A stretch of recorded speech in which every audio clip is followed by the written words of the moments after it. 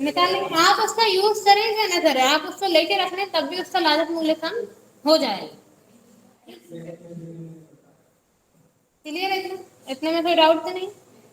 आगे बता।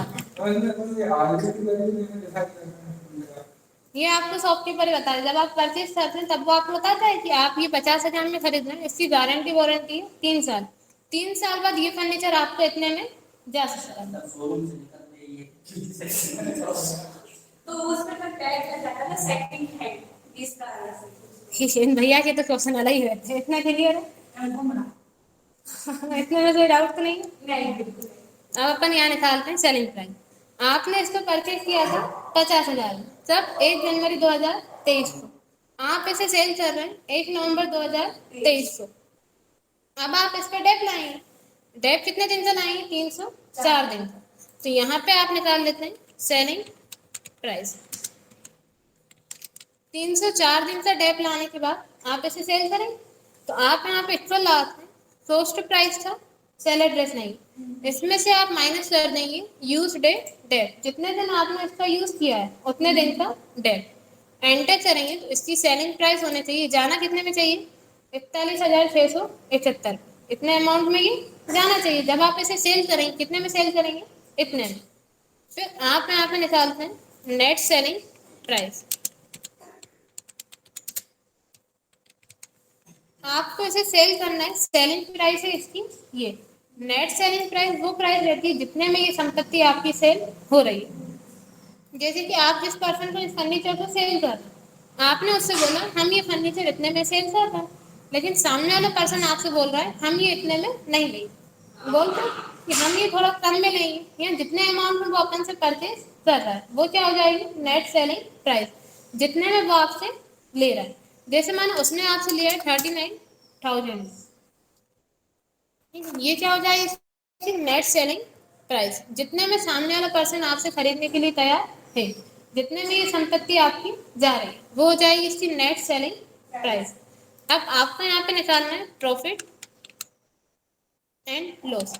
आपको इस संपत्ति पे प्रॉफिट हो रहा है कि लॉस हो रहा है? जो संपत्ति आपने 50,000 में खरीदी थी, इसका 10 महीने यूज करने के बाद, मतलब 304 दिन यूज करने के बाद जब आप इसे सेल कर रहे हैं, इस पे आपको प्रॉफिट हो रहा है कि लॉस हो रहा है?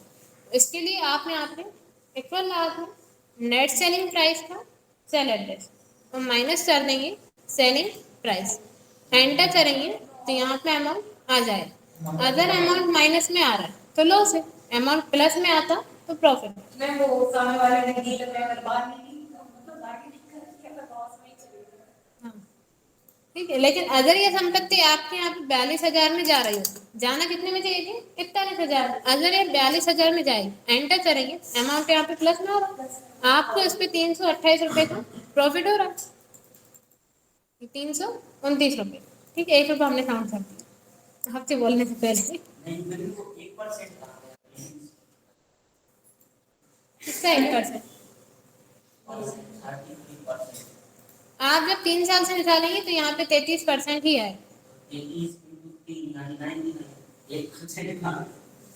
इतना क्लियर है? इतने में कोई डाउट हो तो पूछ लीजिए, बता दो। सबसे पहले आप यहाँ पे लिखते हैं कॉस्ट प्राइस, संपत्ति का लागत मूल्य, जितने में आपने ये संपत्ति परचेज की। फिर यहाँ पे आप लिखते हैं गारंटी वारंटी, इस पे आपको गारंटी वारंटी कितने टाइम की मिली हुई। फिर आप यहाँ पे लिखेंगे रेसिडियल वैल्यू। रेसिडियल वैल्यू को हिंदी में बोलते हैं अवशिष्ट मूल्य। 3 साल बाद जितने में ये संपत्ति आपकी जा सकती है वो क्या हो जाएगा? इसका अवशिष्ट मूल्य, रेसिडियल वैल्यू। अपन ने माना 3 साल बाद अपना ये फर्नीचर 20,000 में चला जाएगा, तो आपने यहाँ पे लिख लिया 20,000। फिर अब आप इस पे डेप कितने अमाउंट लाएंगे? कॉस्ट प्राइस में से रेसिडियल वैल्यू माइनस करने के बाद इन दोनों के बीच से जो डिफरेंस रहता है उस पर आप डेप लगाते हैं। तो इसके लिए आप यहाँ पे इक्वल लगाते हैं कॉस्ट प्राइस का सेल एड्रेस माइनस कर देंगे रेसिडियल वैल्यू, एंटर करेंगे तो यहाँ पे डेप निकल आए। अब आप डेप कितने बनाएंगे? 30,000।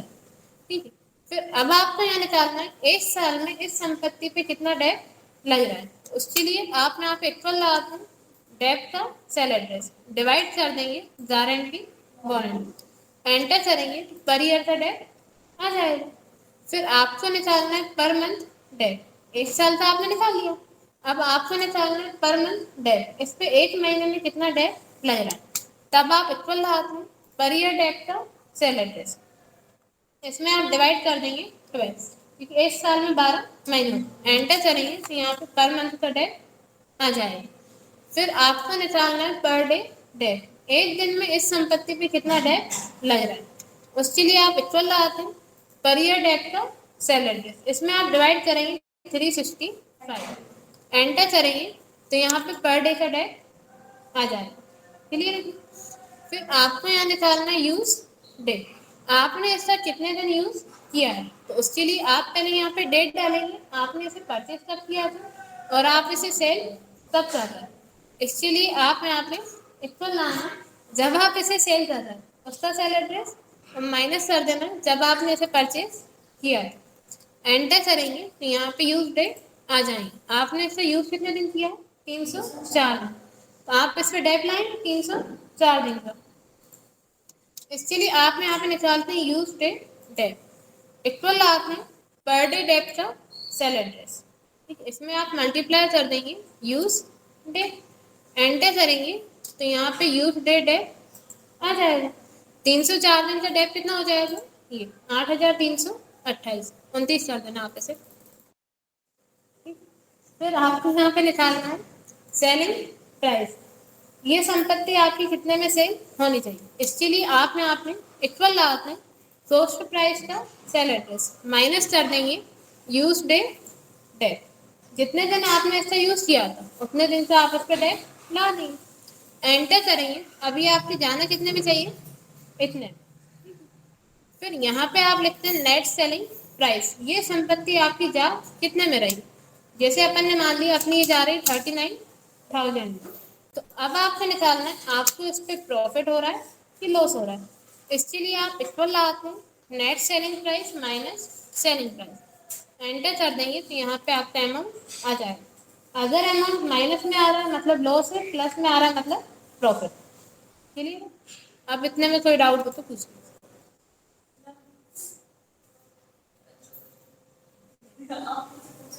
चलेंगे इतना, ये परसेंट हो बता देते हैं।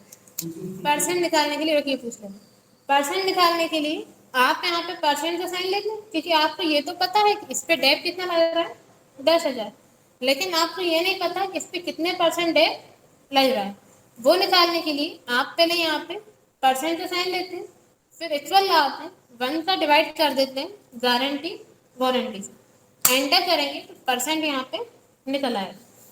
अब जो आपने यहाँ पे पर ईयर डेप निकाला था, अभी ये अपन ने निकाला था गारंटी वारंटी के हिसाब से, जब आप इसे गारंटी वारंटी के हिसाब से निकालते हैं आप इसमें डेप का डिवाइड कर देते हैं। अगर आपको परसेंट के हिसाब से निकालना है तब आप इक्वल लगाते हैं डेप का सेल एड्रेस, इसमें फिर आप मल्टीप्लाई कर देंगे परसेंट। अगर परसेंट के हिसाब से निकालते हैं तो मल्टीप्लाई करना है, गारंटी वारंटी के हिसाब से निकालना है तो डिवाइड करना है। ठीक है, अमाउंट आपका सेम आएगा, बाकी पूरे फॉर्मूले सेम रहेंगे। कर लेंगे इतना, अब इतने में कोई डाउट तो पूछ लीजिए।